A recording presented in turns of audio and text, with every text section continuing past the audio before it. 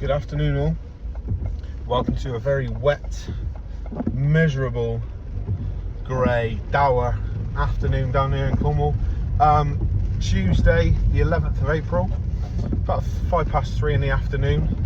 I'm just quickly going to say I've got a new phone holder for the car, and obviously so I can film a bit better than as opposed to just plugging it into like the stereo and wobbling all over the place. This one, from where I'm looking at the phone, is wobbling all over the shop, so hopefully it's not too bad, and we'll go from there. But anyway, I haven't done any morning after shows after 3 quick games in succession.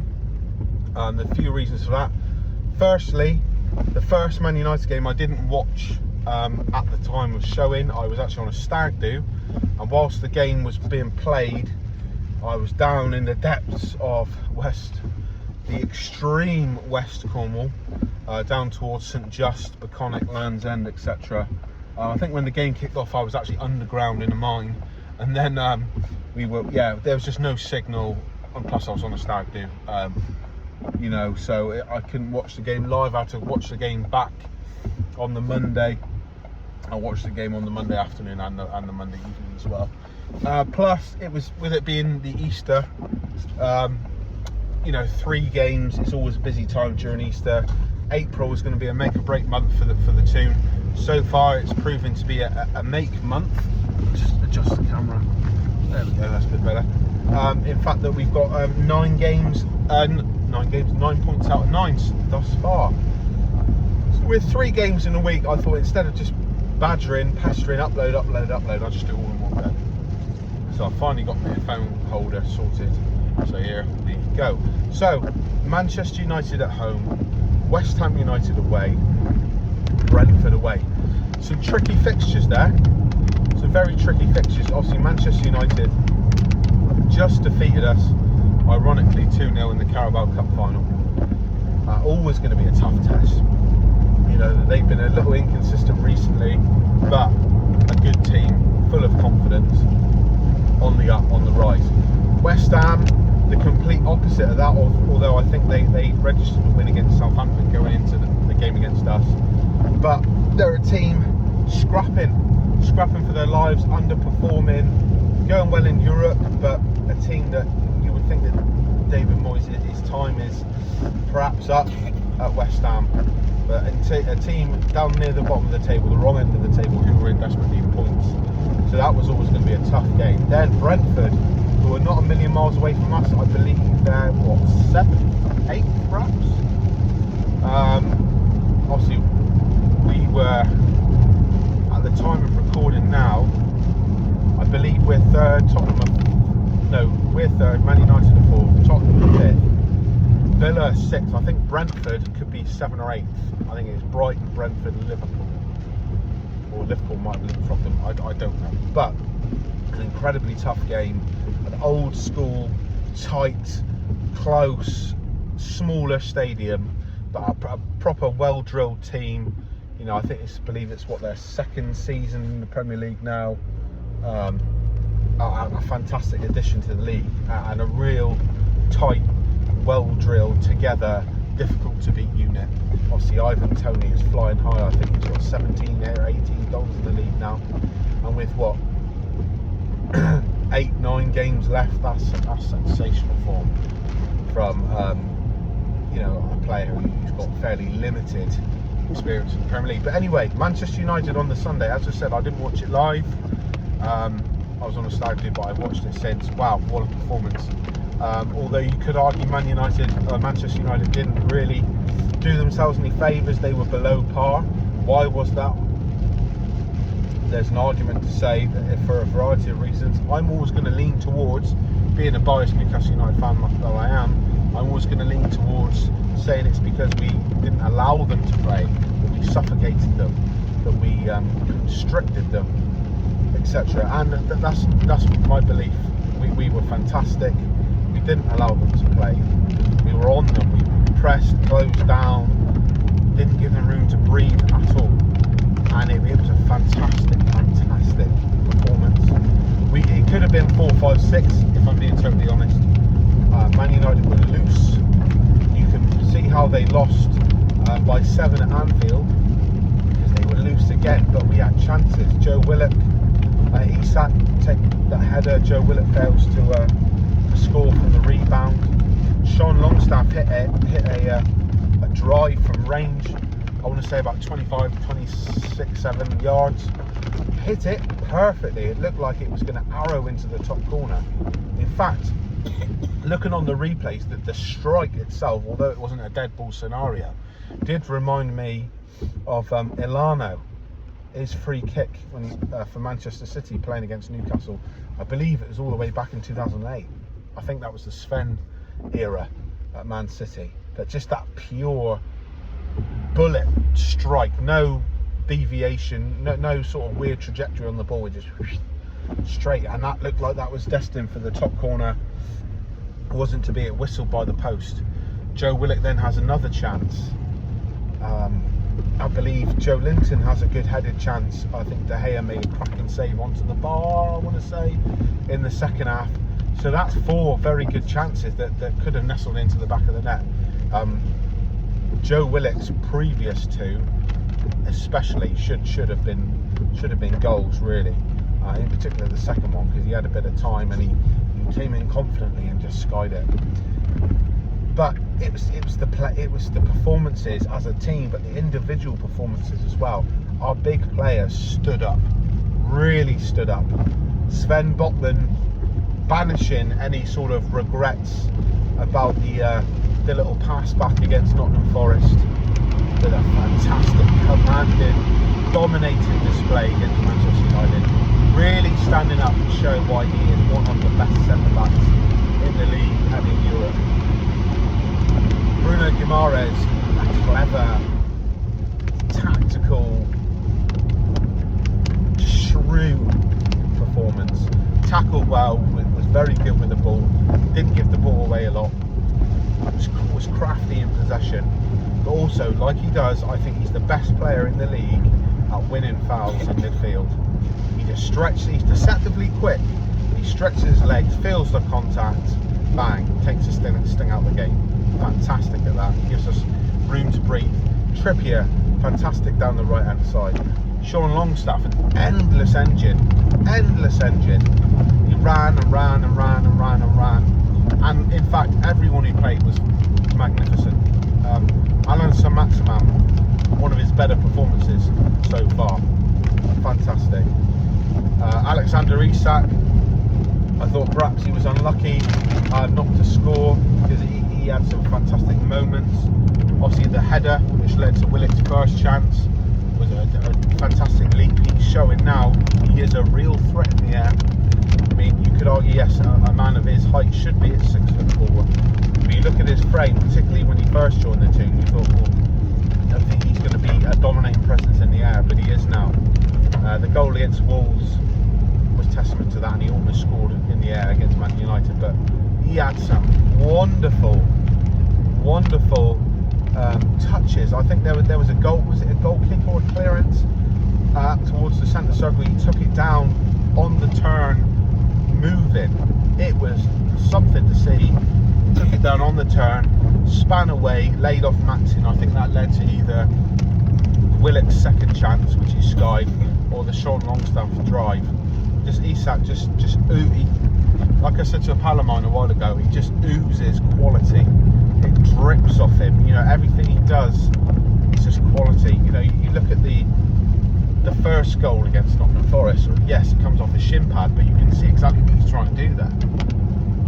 When he sets up Elliot Anderson for the goal that never stood, the quick feet in the box, then that perfect cross with his weaker foot. He's so good, and I'm so happy that he's scoring consistently now. It was what, 2 against Forest, 1 against West Ham, 1 against Brentford. So we're looking at 4 goals in 4 games. Wilson obviously scores 1 against Man United, 2 against West Ham, and yeah, so we're looking at 3 goals in 4 games. You know, with them only starting the West Ham game. Joe Linton, we're looking at 3 goals in 2 games. We're starting to score again. But anyway, let's get to the goals. So, if I remember rightly, cross comes in. I think was it from Sean Longstaff? might have been to the back post. Maxi, and this is the thing that he's improved so much recently, is decision making. On another day, he would have taken that down onto his chest and tried to dribble and perhaps either shoot or play the ball in across the 6-yard box. But he sees the opportunity. He sees that Wilson and Isak and Willock are waiting, heads it back across the goal. Joe Willock, thank you very much. He ain't missing that one. Bang, 1-0. Fabulous. Then the second goal, well, what a cross from Kieran Trippier. Puts it right onto Callum Wilson's head. Thank you very much. 2-0. Excuse me. Cheers. And yes, it could have been 3-4. We could have had a repeat of the famous 5-0 back at SJP in, what was it, 1996, I believe, the start of the 96-97 season, or was it the start of the 95-96? I can't remember. I wasn't watching football at that age. You know, I was born in 94, so there you go. But wow, what a performance. Like I said, I've watched the game. Usually I'll watch the game and then I'll watch the highlights 2 or 3 times at night, or I'll try and catch match of the day in the morning after or something like that, or you know, they're so readily available on YouTube and such. But I had to watch the full game a couple of times because just fantastic football, confident front foot football, no fear. Eddie spoke about the Carabao Cup final was not on our minds, etc. But you could tell that he's preaching that in the dressing room. Correctly so, probably. I mean, if I was in charge, I would want the players to execute the game plan. That game's gone, but just have that in the minds of watching Man United lift the trophy, and just that little bit, 5% extra motivation to stick one on them. But you could tell there's a few players who had that in their minds on that day. Like I said, Trippier, Bachmann especially, dominant. Fantastic to see. So, moving on. Let's fast forward to Wednesday night. West Ham United away. Again, my pal Brad predicted 3-1 to the team. I actually was hoping for a win, obviously, but I predicted a 1-1 draw because I expected West Ham to be a lot better than they were in the second half. I thought in the first half they were good. I thought that they would be that desperate for points, and you know, buoyed after the win against Southampton. Although they didn't play well, they still got a win. They got 3 points, so I was expecting a bit more from them. First 5-10 minutes, it's all West Ham. They look quite good, and then we get an early goal, just like we did in the SJP fixture. Callum Wilson yet again. Lovely play. I think it's from a corner. Broken play from a corner. Maxi finds himself on the right hand side, where I've said he should be starting the odd game. I've been saying this for coming up to 2 years now, since the Burnley 3-1 win during the COVID season, the 2020-21 season, when we demolished Burnley 3-1 at home, and he was on the right hand side. He was sensational. I think he should go out on the right hand side a bit more often, although he's so effective from the left. And it proved he came inside his man easily, put in a lovely cross again with his left foot right onto Wilson's forehead. He could not miss. 1-0. Cheers. Then we go 2-0 up. About 15 minutes later, Fabian Schär pings one of his long passes forward. Joe Linton's in the clear, and he's either timed his run to absolute perfection, or he has to be offside. You know, it's obviously one and the other, but it's so obvious that he's got it absolutely spot on, or he's a mile off, because the distance between his run, or where he picks up the ball, and the West Ham defence is so great. So Joe Linton, it looks a bit too good to be true. He plays to the whistle, as you should, goes round the goalkeeper, brilliant composure, and finishes it nicely. Now, before we get on to his run and the VAR decision, I will just say that is a man in not only in form, but confidence. Joe Linton, with the number 9 on his back, in the Steve Bruce era, would not have had the confidence. He wouldn't have had the confidence to time his run, let alone take on that finish. I've always said, and to be fair, my old man's always said, you can always tell it takes a real confident striker to go around the goalkeeper, because that shows just such confidence and such surety in one's own ability to go around the goalkeeper. And I completely agree. You know, you look at all the best, the top strikers have gone around the goalkeeper at one time or another. You know, you look at our best striker, Alan Shearer. He didn't go around the goalkeeper much because his style was to smash the fuck out of the net, but he did it a few times. I look at the likes of, in my time growing up as a kid, the top strikers, Raul from Spain, from Real Madrid. I was a massive fan of his when I was a kid. He used to go around the goalkeeper quite a lot. His technique was he would roll his studs over the top of the ball to roll it past the goalkeeper and then finish. Ronaldo, El Phenomenal, R9 used to do it all the time. Thierry Henry used to do it all the time. Michael Owen, when he was in his pomp with the pace, would do it. So it's a real confident finish, and he pulls that off. So I just think it was worth noting the difference in confidence from Joe Linton from yesterday, or yesteryear, and now. It goes to VAR. I was certain it was offside. I thought it's got to be, and it turns out he's onside. He's timed it to absolute perfection. Fair play. West Ham then come back. They get a got. West Ham probably finished the first half the better of the two teams, particularly the last 15 minutes. Get that goal. It's a bit of a mistake from Nick Pope, to be fair. I think Botman might have lost his man, or Nick Pope has to go for it, or something like that. Anyway, Pope goes for it, misses it, and Zuma comes crashing in with a header. Bang, 2-1. And I was like, ooh, game on now. Game on now. And it came at a perfect time for West Ham. What didn't come at a perfect time was Newcastle's next goal. West Ham came out, obviously they finished the first half fairly well. Newcastle, we were okay in the first half, but towards the second part of that first 45 minutes, we were a bit sloppy. We let West Ham dictate the game and dictate the tempo and the dynamism of the play. So we come out, and it was a dream start. I forget his name now, Guerre, the West Ham centre-back. He was the one who scored, I believe he scored against us in the return fixture at SJP. Very, very nonchalantly, confidently, carelessly, I would say, heads the ball back to his goalkeeper, Fabianski. He then gets back into his position as the left-sided centre-half.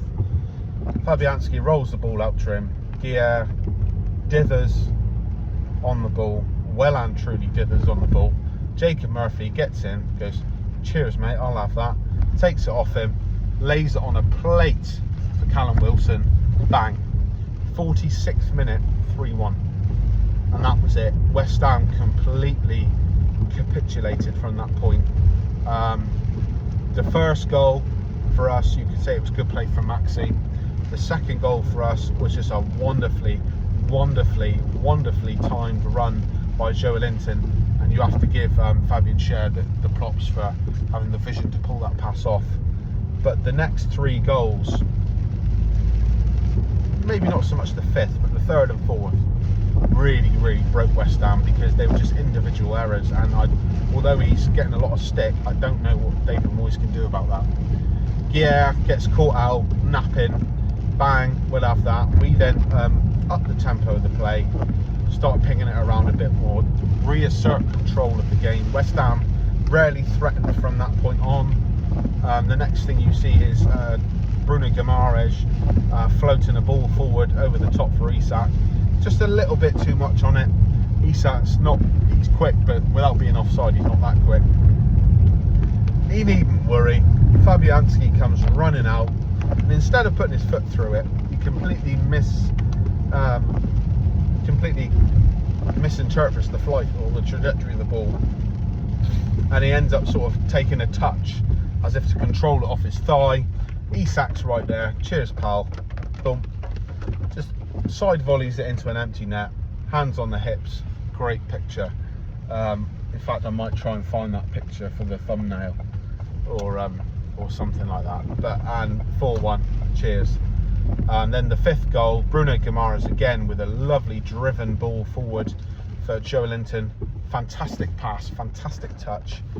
And Joe Linton takes the touch, goes past the player, cuts in on his left foot. And again, this is the confidence of the man. Fabianski, being the good goalkeeper that he usually is, saves this. But still, it's a nice shot with his left foot. Bang, it was wet. Fabianski's just made a colossal fuck up for the 4th goal. And as Simon Jordan on TalkSport said, chocolate wrists lets it in. And that is all she wrote. 5-1. Newcastle winning 5-1 in London. West Ham, as I've alluded to, didn't help themselves at all. That second half performance was abysmal. However, in recent weeks, prior to the international break, or I say that during our sticky period when we couldn't buy a win, prior to the Wolverhampton game, the Wolverhampton win, and obviously the Forest win, and the Man United win, and the West Ham win, and the Brentford win. But prior to that, we couldn't score. We were really struggling to score. You look at the cup final against Liverpool, you know, we were struggling, really struggling. But the thing that pleases me most about that West Ham game is the ruthlessness. Ruthless. We had chances, we were given chances on the plate, and previously we would have spurned those chances. Not on that night. Thank you very much, cheers, bang, took them. You give us any, in that game, in that 90 minutes, West Ham gave us any sort of chance to score a goal, we ruthlessly took that chance, and that was great to see. A bit of mental steel in front of goal, because we do waste a few chances every now and again. I think that is fair to say. But yeah, fantastic win.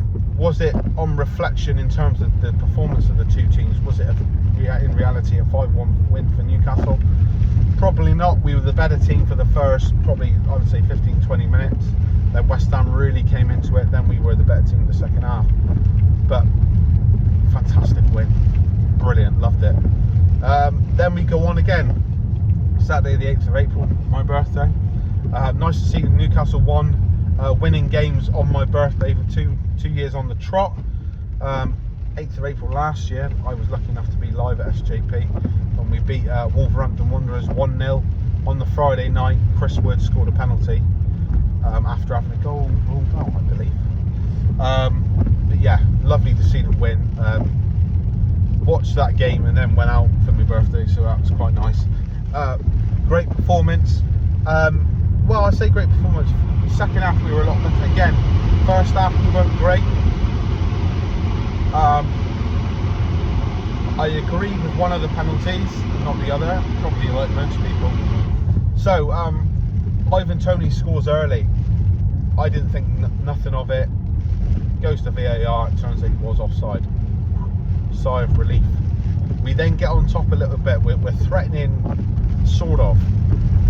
No clear-cut chances as of yet. Isak started with Joe Linton on the left and Jacob Murphy on the right. We look a little bit tentative. We grow into the game a little bit, and then Sharda, I believe is his name, their winger, pace merchant, completely does Fabian Schär down on the touchline. Then Sven Botman looks like he's timed his run to come in clean out with the tackle. Not a foul, but get the ball and make a bit of a statement, a strong tackle. Looks like he's timed it to perfection, and he hasn't at all. Sharda's far too quick. Botman gets the man and none of the ball. Penalty awarded. For God's sake. Can't really argue with that. Ivan Toney steps up. We all know his record. One of the best, statistically, one of the best penalty takers in the world. Steps up, his short run up like he does, giving Nick Pope the eyes, bang, save. Cheers. Going mental. Pope's got a fantastic record of saving penalties this season, particularly in shootouts. But wow, that was a quality save. It wasn't Tony's best penalty, but still, it was a great save. So you're like, oh, here we go then. Next thing, there's another fucking penalty. Now this one I don't agree with at all. Isak is defending a corner. The ball's come down to him. He's gone to clear it with his right foot. Their centre back, I believe it was Pinnock. I think that's his name, Ethan Pinnock, I believe. I can say this now, we won the game, but it was nice to see Pinnock have a decent game, because if I remember rightly, when we did them 4 or 5-1 at SJP, he was horrific. So now that we've won the game, I can say I was glad that he had a decent game, you know, to be fair to him. I always feel for certain centre-backs, when everything's going against them, it's like that centre-back, is it the Danish guy, Austrian guy who plays for Leicester when he played Liverpool? He scored 2 own goals, he couldn't do anything right, you just feel sorry for him. But anyway, Pinnock comes steaming in, and apparently it's a foul, even though Isak's not meant to have eyes in the back of his head. He's got his eyes on the ball completely. Pinnock comes like leaning over him, and he sort of touches Pinnock's chest with his boot. Penalty awarded, apparently. Complete bullshit, but there we go. We got away with the first one, so hoping for another save. No such mistake from Mr. Tony this time. Buries it. Fabulous pen. Finally, it's 1-0. So we go into the break, having not played brilliantly, but we're still in the game at 1-0. We were a little bit sloppy at times with our passing, as I've said, similar to West Ham. You know, players taking wrong decisions. Certain players looked tired, and it was correct to see. I believe it was Jacob Murphy and Sean Longstaff come off, because those two have played an awful lot of football recently, particularly Sean Longstaff, and they just looked a bit burnt out. Freshened it up. Anthony Gordon comes on with Callum Wilson. It's a new formation. Joe Linton goes into midfield with Bruno and Willock. Isak is sort of playing left at times, but behind Wilson a bit, and then Gordon off to the right. And they changed the game. I haven't got long, so I've got to wrap this up, but they really changed the game. It was a fantastic performance second half, full of fight and drive. Joe Linton scores, comes in off the right hand side, does his man on the inside, drives. Looks like he's trying to square it into one. See, he's not shooting there, but it squeezes under the goalkeeper, and boom, 1-1. We're back in the game. Next thing, we got another sort of counter attack. We're stretching him. Wilson was superb against Brentford. I can't give him enough credit. It was a shame his goal didn't stand. Wilson gets the ball, comes inside the box a little bit, lays it off to Isak. Bosh, what a finish. Is that Alexander Isak or was that Thierry Henry? Yeah, unbelievable. Great finish. Isak, as I've said, he scored. So we're looking at the 5 games we've won on the trot.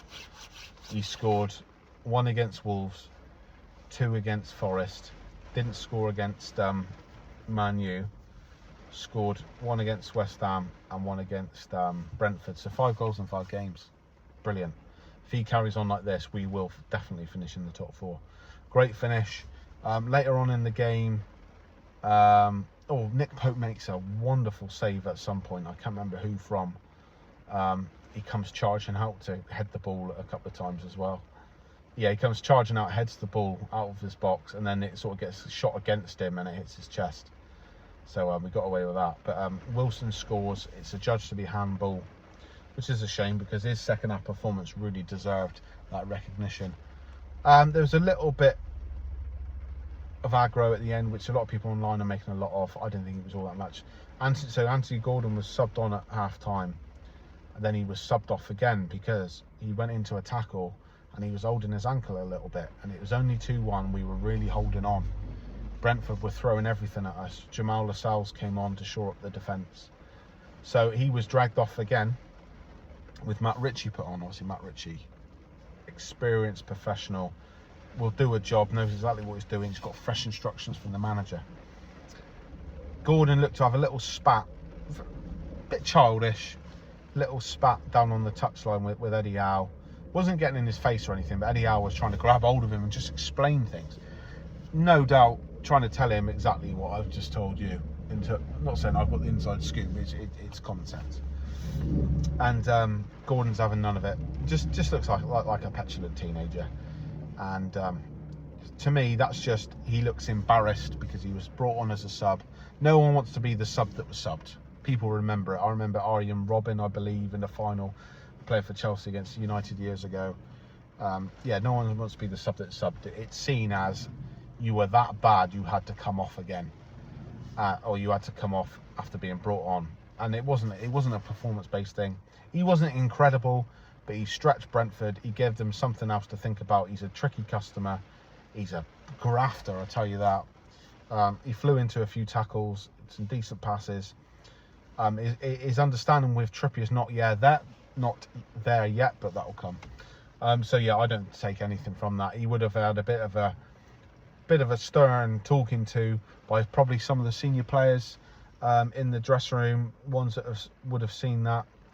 But yeah, there's no need to talk about that at all, to be honest. It's much to do about nothing. But yeah, gonna wrap it up there. Newcastle United, 5 wins on the spin, 3 wins in a week. We got a much needed break now. Obviously the players have been home. I would have thought they got home Saturday night or Sunday morning. I had Monday off, I had today off. Oh, I had Monday off probably, or Sunday off probably. But yeah, we've had Monday, Tuesday, they've got Wednesday, Thursday, Friday, and then we play, I think it's a lunchtime kickoff or dinner time kickoff against Villa away, which when we beat them 4-0, I was on my way home from hospital actually that day, heard it on the radio. When we beat them 4-0, I was thinking, I cannot wait to do them again at Villa Park. They're much improved. They're up to 6th place now. Unai Emery's working some real magic. So it could be our trickiest game yet. Could be. Or we could really turn it on and fucking wipe the floor with them.